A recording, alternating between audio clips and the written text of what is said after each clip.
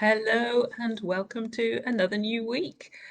Gosh, we're in February already. I feel like time is flying by in some ways, and then in other ways, it still feels like kind of that Groundhog Day, just the same thing day after day after day. And with that in mind, I just thought this morning, actually, I woke up thinking a lot of people are telling me that they're struggling at the moment. I'm hearing a lot of people who are finding it really challenging at the moment to have any work-life balance. It's kind of like it's just wall-to-wall work. You get up in the morning, if you're working from home, your home is now your office. It is your work.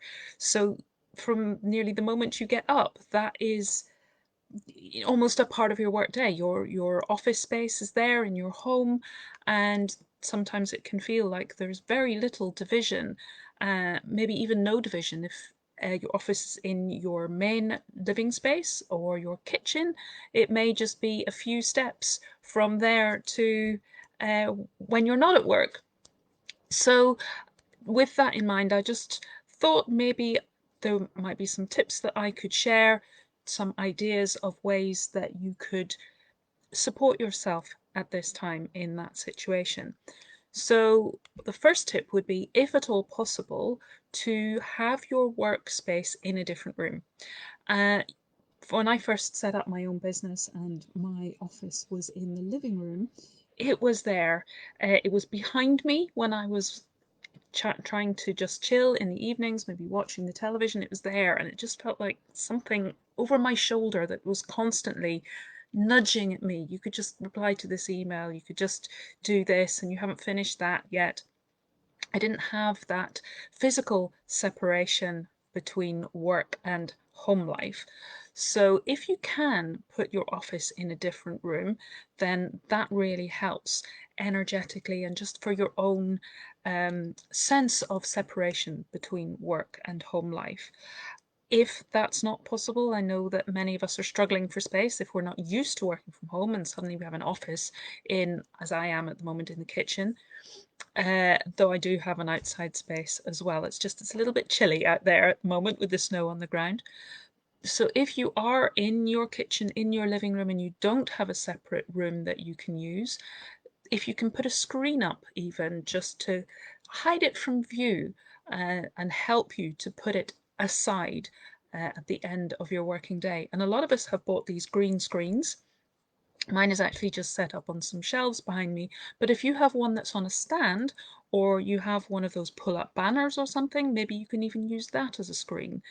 Years ago, I had one of those folding screens that can then come across like a room divider to again just separate those spaces, just to give you that sense of that is work, I'm leaving that behind now, and now it's my time, my home time, family time, whatever you tend to do when you're not at work normally.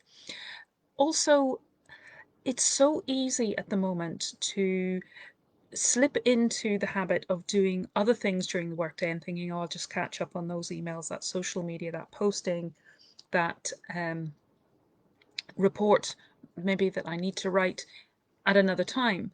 And if you are homeschooling or other demands on your time, caring or whatever, it might not be quite this simple. But if you possibly can, even just for a period of time, get back into the habit of working your normal working hours, whether that's part time or 9 to 5 or whatever that might be, keeping work to within those hours as much as you can, even as I say, just if you can only do it for a short period of time, just to get yourself back into that routine and that sense of that is my work life, this is my home, private, personal time. And to kind of take that a bit further, when we go to an office to work or go to somewhere else other than home to work, we have those beginning of the day rituals and end of the day rituals. So, in as much as you can, put those in place again. Whether that's, I heard one person say, I need to put on a pair of proper shoes, not just sit in my office in my slippers, or whatever that is for you. If it's put on a suit, or maybe you have a set of clothes that are more work clothes, wear those. Um, or go for a walk if you're used to traveling to work. And okay, getting that time back is brilliant, but you can even just go for a walk around the block or something, just to say, right, this is me setting off for work now. And at the end of the day, the same thing. If you normally travel home from work, maybe again take a walk. It helps to put ends to your day, like bookends on a shelf. This is the start of my day. This is the end of the day. This is me finishing work, and I am now making my journey home. Because quite often that would have been the time that we are even unconsciously kind of clearing our headspace, ready for the evening at home. Uh, Maybe planning the next day, or putting to bed in our heads everything that we've done for that day. So again, if you can still do something that is similar to that, going for a walk, or if you would often go to the gym after work, you could do a workout at home, whatever that might be. For me, I would have gone to the livery to take care of my horse, but I now have two here on site. So the beginning and the end of my day is bookmarked by feeding them, caring them, spending time with them, which has the added bonus, luckily for me, of being outdoors, because I love that chance of just putting kind of drawing a line under the working day, getting outdoors and breathing in that air, getting that natural light, really helps me to get back to a sense of grounding and centeredness and balance, as a contrast to all the time that we're spending online and looking at the screen at the moment. So those are just some tips around work-life balance. Also then, to make sure that you're making space for self-care. I've posted before here about how I think we're just maybe to a degree putting our head down and keeping on going, because what choice really do we have? We need to get through all of these lockdown restrictions and the changes that are taking place still very regularly, and maybe we haven't even got settled into one change before another one is coming online. And this will be affecting you differently and to different degrees depending on what work you do. But we really need to understand, appreciate, and honour how much all of these demands are draining for ourselves. So, how much we then need to balance that with giving ourselves something back, with recharging, with taking that time out for ourselves.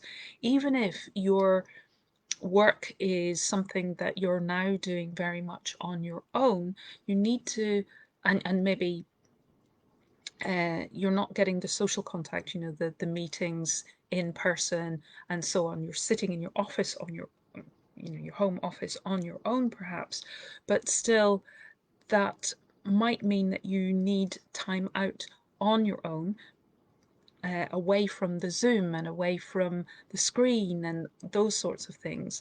Or you might be somebody who really values social contact, and only work contact means that you need connection with friends and family on your time off.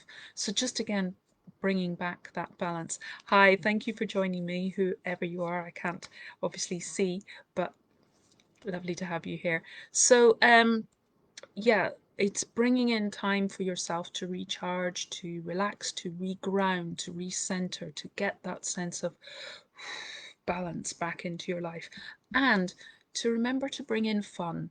I think that's something we all need so much at this time, to kind of recharge ourselves, remotivate ourselves, re-energize ourselves, and just to uplift ourselves. So anything that you can bring in to your life, to your daily practice, that is fun, uplifting, that brings in that sense of joy, I very much recommend that you make time for that at the moment. So that was it. I hope you're all doing okay, and I hope that you have a good week. Bye for now.